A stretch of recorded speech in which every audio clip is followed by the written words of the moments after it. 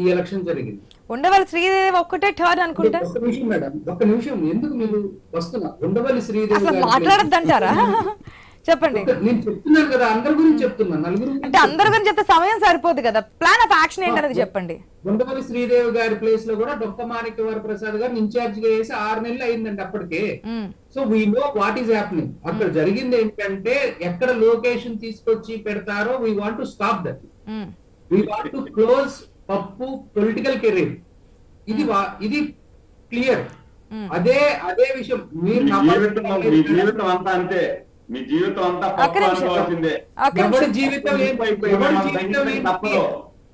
ఎవరి జీవితం ఏంటి అనేది ప్రజలు తెలుస్తారు. శ్రీధర్ రెడ్డి గారు, శ్రీధర్ రెడ్డి గారు, నాయుడు గారు, సమయం లేదు, ఉన్న సమయాన్ని టాపిక్ అనుగుణంగా మాట్లాడదాం. అనవసరమైన మాటలు ఎందుకు మాట్లాడారు? సురేంద్ర నాయుడు గారు ప్లీజ్ మీరేదో ఒక టాపిక్ తీసుకొని దాన్ని డిసైడ్ చేయొద్దండి. మీరు తీసుకున్న టాపిక్ ని డిసైడ్ చేయొద్దు ప్లీజ్. ప్లీజ్ సురేంద్ర నాయుడు గారు నా ఆడియో మీకు వినిపిస్తే కనుక ప్లీజ్ ఒక డిబేట్ లో ఉన్నారని మర్చిపోకండి. ఇది ప్రెస్ మీట్లు కాదు. ప్లీజ్ శ్రీధర్ రెడ్డి గారు, సురేంద్ర నాయుడు గారు ప్లీజ్ టాపిక్ మాట్లాడదామా లేదంటే మీరు ఈ విధంగా ఆర్గ్యూ చేసుకుని డిబేట్ ఇక్కడతో క్లోజ్ చేస్తా? డిబేట్ ఇక్కడతో క్లోజ్ చేయమంటారా? టాపిక్ మాట్లాడదామంటారా? సురేంద్ర నాయుడు గారు ఫైనల్ గా చెప్తూ ఉన్నా, డిబేట్ పాయింట్ ప్రకారం వెళ్దామా లేదంటే క్లోజ్ చేద్దామా? ప్రజలు చూస్తూ ఉన్నారు.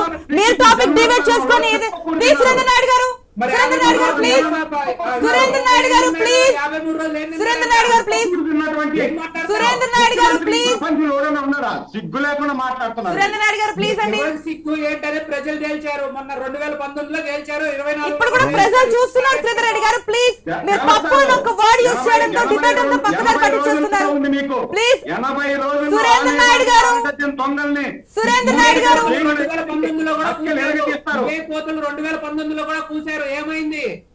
ఇదే కోతలు 2019లో. సురేంద్ర నాయుడు గారు, శ్రీధర్ రెడ్డి గారు ఇద్దరికి ఫైనల్ గా చెప్తూ ఉన్నా, డిబేట్ లో ఉన్నాము, ఒక ఛానల్లో కూర్చున్నాము, ఒక టాపిక్ గురించి మాట్లాడుతున్నాము. మీకు నచ్చినట్టుగా పప్పు అని మీరు కేసుల గురించి మీరు మాట్లాడితే ఇంక మేము టాపిక్ తీసుకోవడం దేనికండి? ప్లీజ్ ఒకరికి ఒక టైం ఇచ్చాము, దాని ప్రకారం మాట్లాడండి. కేసుల గురించి లేదంటే జైలు గురించి, బెయిల్ గురించి, ఎన్ని రోజుల శిక్ష అనే దాని గురించి టాపిక్ కాదు. రాజ్యసభ ఎలక్షన్స్ గురించి మాట్లాడుతున్నాం, దాని గురించి ముందుకెళ్దాం. ప్లీజ్ పప్పు అని కానీ ప్లీజ్ అండి శ్రీధర్ రెడ్డి ఒకసారి నన్ను మాట్లాడివ్వండి ప్లీజ్. ఇప్పటి వరకు మీరు ఆర్గ్యుమెంట్ చేసుకున్నారు కదా. డిబేట్ లో కూర్చున్నాము, ప్రజలు చూస్తూ ఉన్నారు. ఇది ఒక ప్రెస్ మీట్ కాదు. ఇక్కడ ఒక యాంకర్ కూర్చున్నా, ఇంతకు ముందు నుంచి ఆర్గ్యూ చేస్తున్నా, ప్లీజ్ ఒక్క నిమిషం వెయిట్ చేయండి అని. డిబేట్ క్లోజ్ చేస్తామంటున్నాము, అయినప్పటికీ వ్యక్తిగతంగా దూషించుకుంటున్నారు. ప్లీజ్ అండి, మన డిబేట్స్ లో వ్యక్తిగత దూషణలకు అనేది అనుమతి లేదు. టాపిక్ గురించి మాట్లాడదాం, టాపిక్ పరంగా మాట్లాడదాం. ప్లీజ్ శ్రీధర్ రెడ్డి గారు మీ కార్యాచరణ ఏ విధంగా ఉండబోతున్నారో చెప్పండి.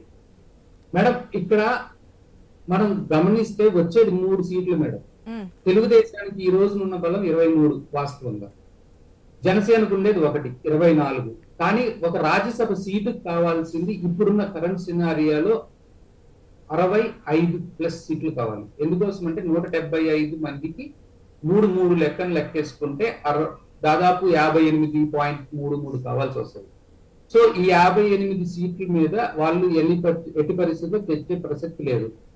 కానీ ఇక్కడ జరుగుతుంది ఏంటంటే, స్పీకర్ దగ్గర ఉన్న పెండింగ్ ఫైల్స్ అన్ని డిస్పోజ్ చేయడం అనేది ఆనవాయితీ. గతంలో ఎన్నో ఉదాహరణలు ఉంటాయి. ఆయన టైం టెన్యూర్ ముగిసే ముందు ఆయన డెసిషన్స్ తీసుకుంటున్నానని చెప్పారు. ఒకటి. రెండోది వచ్చేసేటప్పటికి గంటా శ్రీనివాసరావు గారు 2021 ఇష్యూ కాబట్టి క్లియర్ అయిపోయింది.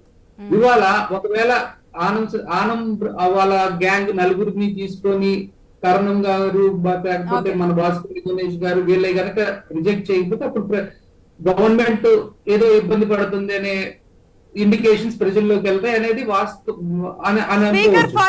చేస్తున్నారని చెప్తున్నారు. దీంట్లో ఎటువంటి రాజకీయ కోణం లేదు అంటున్నారు. ఎలాంటి రాజకీయం సమయం లేదు, సమయం అంతా వృధా అయింది. ప్లీజ్ సురేంద్ర నాయుడు గారు మీరేం చెప్తారు? గంటా శ్రీనివాస్ గారు రాజీనామా చేసి 2 సంవత్సరాలకు ముందు